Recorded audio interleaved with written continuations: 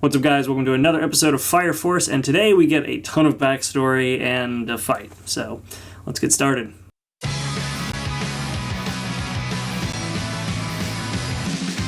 So right out of the gate, we start this episode where we left off with Shinra getting into the mansion for Fire Company 5, and he kind of just mopped the floor with the Charlie's Angels of the Fire Force, Fire Company 5's Angel 3 or whatever.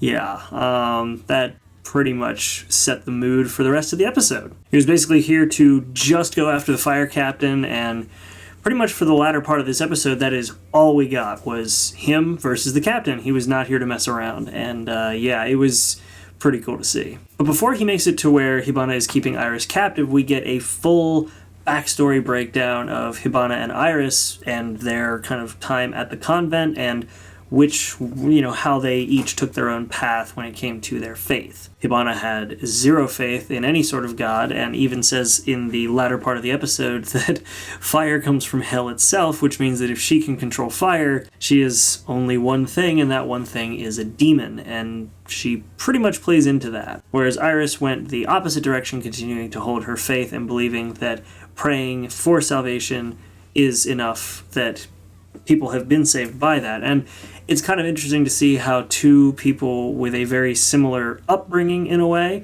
went in very different paths. It makes it something that can be very relatable to a lot of people. I myself actually went to a Christian private school and have gone a very different path than many others, and everybody from my class went a very different path. There were other issues with that school, but I'm not going to get into it. Either way, we get a small cut of the horrors that they saw in that convent when it burned, and we saw a bit of the we saw a bit of it, but there was of course censorship in respects to the animation company that got set fire to.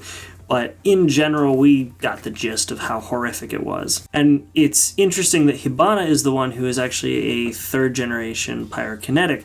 She actually, during her time at the convent, would put on, I guess, sort of these shows playing with her fire and sort of messing around with making flowers out of fire and messing with the scientific element of it by changing the colors of different flowers and things like that she made out of fire. And now, as well, we finally understand Iris's sort of flashback or daydreaming of her reaching towards fiery flowers.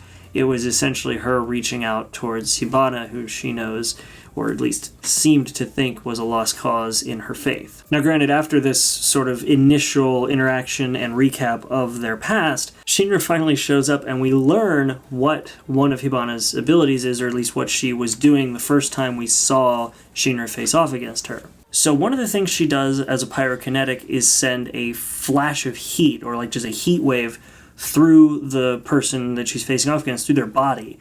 And that causes their blood vessels to dilate. That causes things like vertigo and dizziness and all that kind of stuff. And because of that, Shinra kind of pieces together that, well, he seems to think it's in his head, which I guess it kind of is, but on the same hand, if he can manage to fight it, which he does in a way, he can find a way to win. Now, initially this only kind of works because once Hibana actually brings forth flowers to fight against him, he sort of starts his own flames up again and goes to attack, and I guess she hits him with another wave of her ability, and that completely dizzies him up again, and he flies past and runs into a wall. Of course, the entire time Iris is kind of obviously worried because she doesn't want somebody who she's just met and kind of cares about, I guess, or at least somebody who seems to understand or can read Iris a bit better than most. She doesn't want him to die, obviously, and as a member of Fire Company 8, they all are family there, or at least it seems like that, and that is very much on display with her concern about him facing off against Hibana. And of course, this entire time, we have Hibana pushing Iris to abandon her faith, pushing her to believe that there is no god of this world, and to accept the fact that these people, salvation is not something that can come about by simply praying and things like that. And it's actually kind of interesting to see some of the mock religious elements in this, and how each time she's talking about things that are going against the belief system of this world, it's showing statues, and these statues are symbolizing things like man killing beasts, beasts killing man.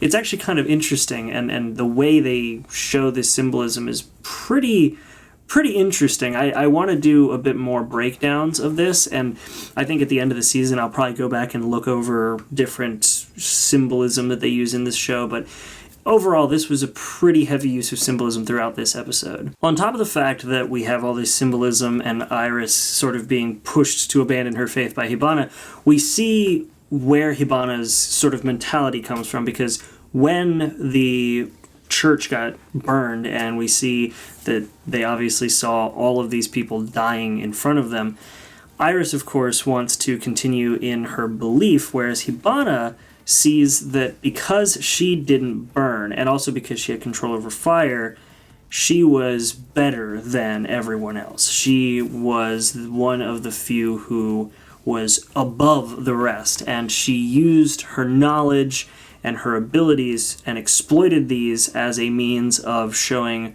herself as above everyone else. And as she climbed higher and higher, she saw everybody below her as gravel, and it kind of shows how broken she became after that incident. In fact, she even said that once she realized that she was above those who were burning because she herself didn't burn, she smiled, and it was sort of this shocking smile. And we see that there's more to it at the end, but initially we just see the smile and her take and grab the cross and break it off of her neck. She even said she never took any of the stuff at that convent seriously, and that the convent was essentially just a place for her and the other orphans. Even though we see that later Iris and all the others who were there before they burned treated her like their big sister, and that had a big impact on Iris when, of course, Hibana decided that she was better than everyone else and abandoned the faith. Oh yeah, meanwhile, while all this is happening, she summoned a giant burning sakura tree, and the leaves, the rose petals that fell off of it were burning. And so yeah, that's something that's going on while all of this conversation is happening. These petals are falling, and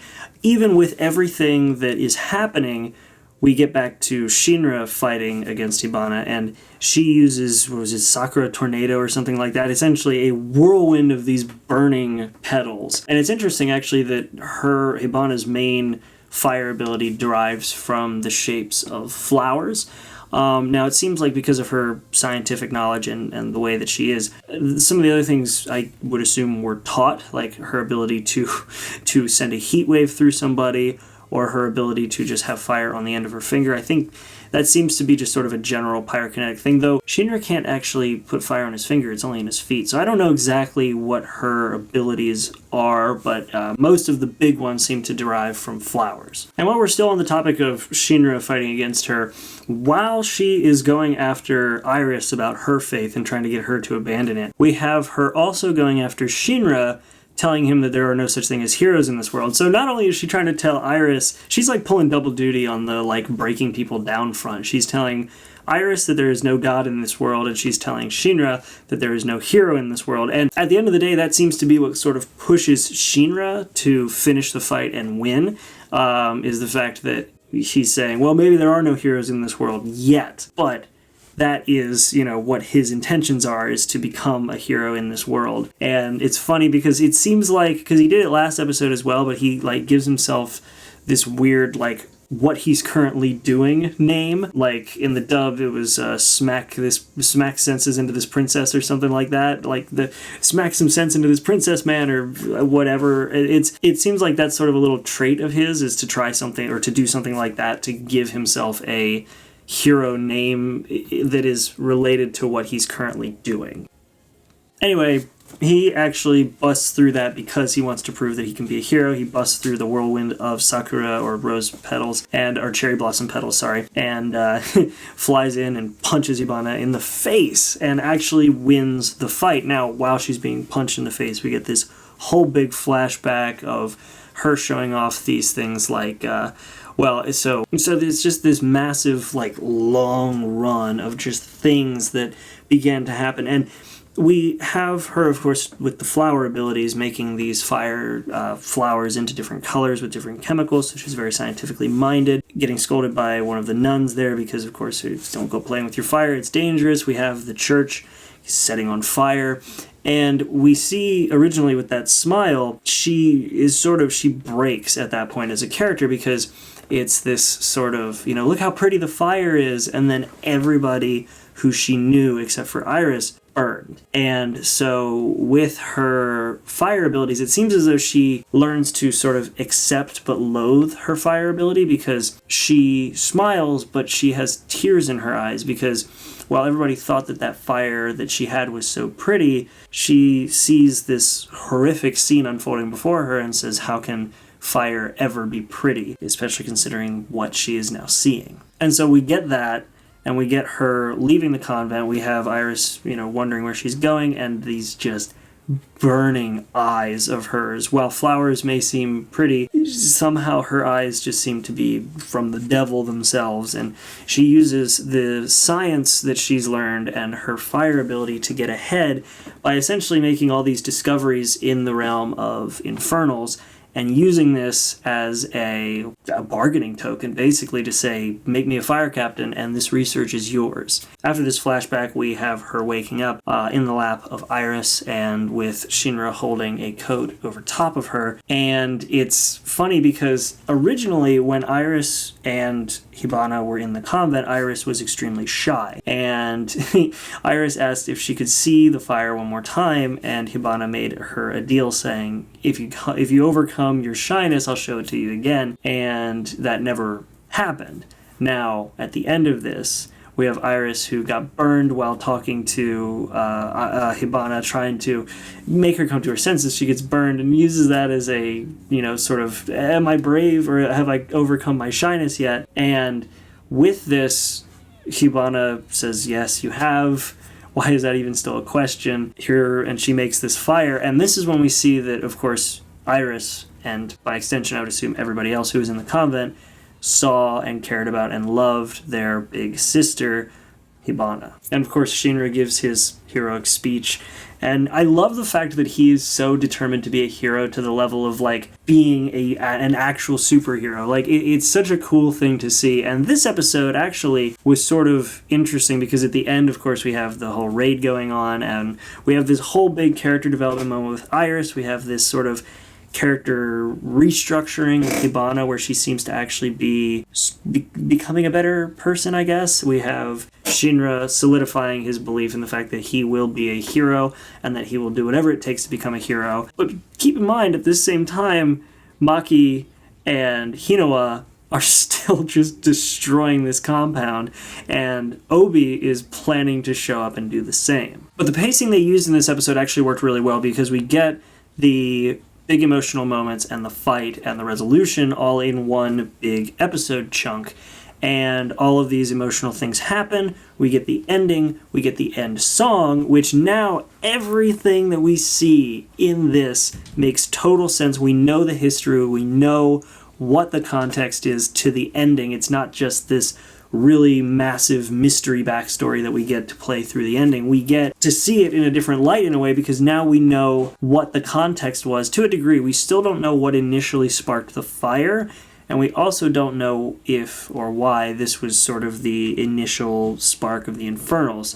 So we really need to kind of figure that out, but most of this gets to be seen with a different perspective, which I love. Anyway, ending happens, then we get an end button, which we have not gotten once yet this episode, or this season rather, but we get one this episode, and it's great because we see that everybody from Fire Company 5 has been taken out. They're trying to come up with a way to make this seem like, oh, how now that I've got a different perspective on things, how do I make this seem believable that we were just training and all that stuff? And they decide it's going to be a dinner party thing is what Iris comes up with. And sure, I guess that could work. And Hibana actually seems to agree and think that that's a good idea because the least likely thing or the most outlandish thing is sometimes believable for people. So they go with that plan, and Shinra points out that she's being very cooperative, And she's like, well, that's because I've taken a liking to you. And we get this just like shocked look on his face, this confused, shocked look on Ira's face. And then we get probably my favorite funny part in the episode. We have this really tonally dark, grungy, hard shadow, close-up look at the preparations that Obi's taking to get ready to go and fight Fire Company 5. He's downing some sake, I would assume it's sake. We're seeing him with these hard shadows on his face, making phone calls to plan and say, this might get violent, we're beginning our investigation. He's got all of his tools. He calls in over the radio to Hinoa saying, I'm coming over there to give you guys some backup, and then it's over. And he's got all of his equipment out. He's ready to go fight. And he missed the fight because it was sorted out by, well, Shinra sorting it out with Hibana. And I guess Ira's kind of helping with that. Hibana changing her mind and becoming a more compliant and more sort of likable character, and all of Fire Company 5 being taken out by Maki and Hinoa. That was the best part of this episode, in my opinion, at least comedy-wise. I think the whole story was pretty solid and actually really well paid off and played through, but I loved that moment with Obi at the end. It just was a perfect comedy wrap-up. And otherwise, this was a great episode. I loved every minute of it. I hope you guys enjoyed it, where you can watch the link down below. It's legal to watch it there if you have a subscription. Please watch it legally, I beg of you. I try not to promote piracy. I never promote piracy, but I try to make sure that you guys have some means of doing it.